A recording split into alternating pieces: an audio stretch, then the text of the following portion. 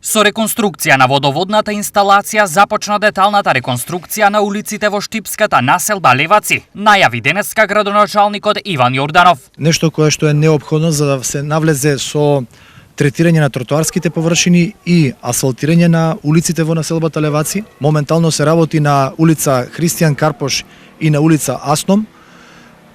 Морам да најавам дека планот за оваа година е да се навлезе на сите улици во населба Леваци, комплетно да се реконструираат, вклучувајќи и овде улицата Боро Милевски, Христијан Карпош, Асном, Колене Делковски, Рудо. Нешто кое што е потреба затоа што откако е изградена оваа населба нема извршено досега никој реконструкција на овие улици, на тротоарски површини и слично. Во тек е интензивна работа на екипите на јавното предпријатие ИСАР. Деноноќно работат на изведување на нова водоводна инсталација во населба Леваци.